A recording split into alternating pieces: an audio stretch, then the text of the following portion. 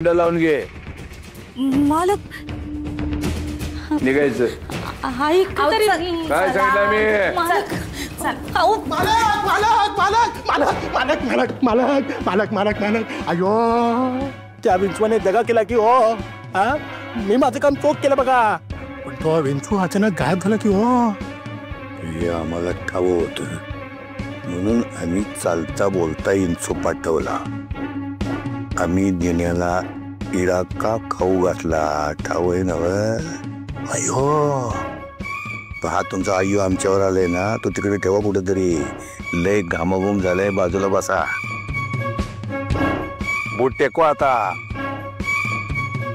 लगेच आपल्याला शिवाप्पाकडे जायचंय तिकडे दिवाळीची शोभा आहे मौज करू तुझं काय झालंय बस की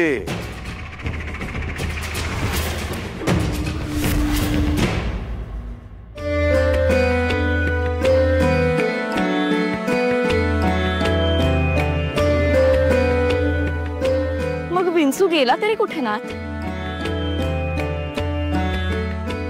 आधी चुकीच्या जागी चुकीच्या वेळी गेला होता आता योग्य जागी योग्य वेळी तो प्रकट होईल काळजी करू नकोस कशी नको करू सखूचं घर आत्ता कुठे हसायला लागतंय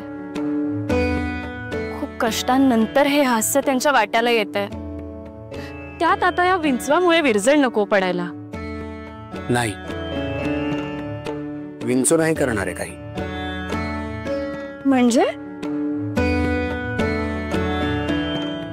म्हणजे त्या बिचाऱ्यांच्या आनंदावर विरजण पडणार हे निश्चित फक्त ते विंचवामुळे नाही असंच म्हणायचंय ना तुम्हाला हेच मला आवडत नाही तुमचं आणि वर म्हणायचं काळजी नको करूस अगं मी मुद्दाम कुठलीच अडचण आणत नाही किंवा निर्माण सुद्धा करत नाही पण हा जो पण आहे ना त्याचाच राग येतो जरा काही चांगलं झालं की आलंच पाहिजे काहीतरी प्रिये अगं हे सगळं कसं निर्माण होतं हे विसरलीस का भविष्य काय आपण घडवतो जो तो आपापलं भविष्य आपापल्या हाताने आपापल्या कर्मानेच घडवत असतो आजचं कर्म हेच उद्याचं भविष्य असतं आणि यामध्ये संघर्ष अटळ आहे आणि तो प्रत्येकाच्या वाट्याला येतोच म्हणजे तुमच्या बोलण्यावरून हे कळतंय की बिचारे सखूवर आणि तिच्या नेक कुटुंबावर काहीतरी संकट येणार आणि हे हसरे चेहरे पुन्हा काळवडणार तुमच्या जीवाची कालव नाही का होत माझ्यासारखी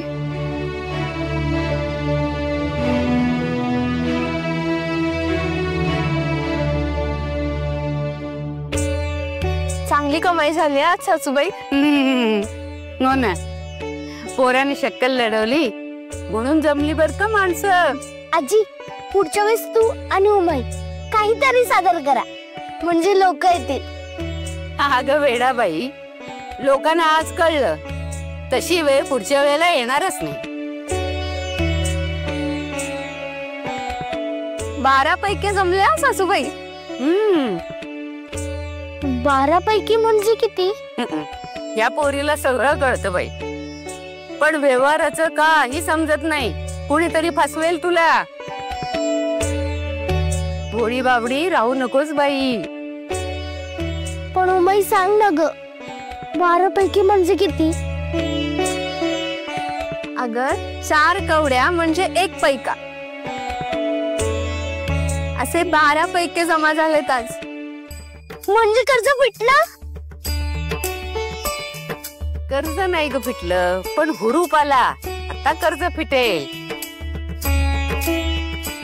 उमे पेठेत मोराळं विकायची कल्पना तू उचललीस हे एक छान झालं सुरुवातीला मी विरोध केला पण तू ठाम राहिलीस म्हणून बरं झालं नाही हो सासूबाई मी गळफटले असते आणि तुमचा शब्द डावलून हे सगळं करणं नसतं शक्य झालं मला तुम्ही निर्णय बदललात आणि ठामपणे पाठीशी उभा राहिलात म्हणून जमलं आणि ना आता आपण असंच करूया म्हणजे आठवडी पेठेत लोणची मोरावे आणि गोधड्या नेऊन विकूया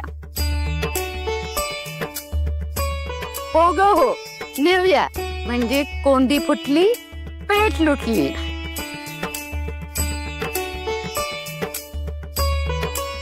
सासूबाई घ्या. हा, ते माझ्याकडे कशाला दिलंस?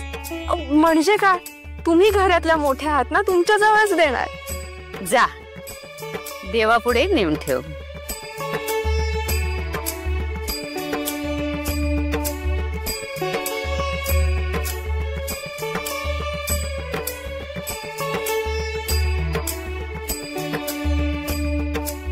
बैस पोरी.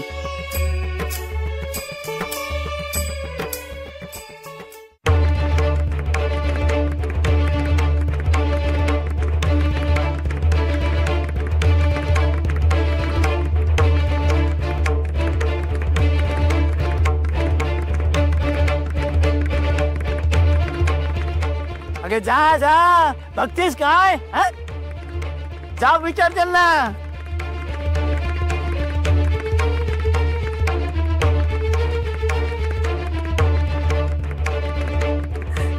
अगं बाहेर ये. कोण समजतीस कोण तू स्वतःला? आणि समजतीस तर माझ्या आयुष्याची राखरांगोळी करायला कुणी लावली होती तुला? बाहेर ये म्हटलं ना.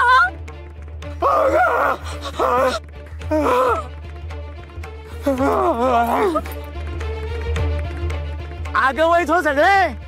नाक वर करून ताशा विनोद होते पेठेत. शिवपाची आई बाहेर आहे इकडे. आणि बघा तुमची उधळलेली माती. काय झालं? कसला आरडाओरडा? कळेल कळेल हो कळेल. काय झालं? काय शिमगा आहे? कशाला एवढी बोंब करताय? अहो बघा बघा तरी त्या दिनूच्या अंगाची जळजळ बघा बघा.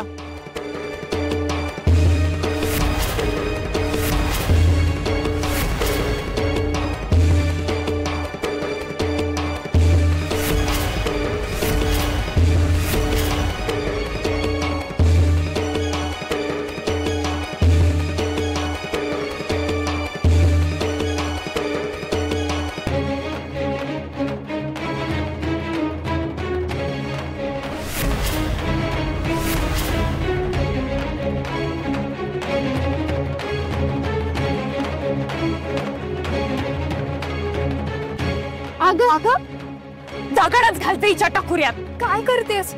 जरा शांत हो. तू राहशील शांत?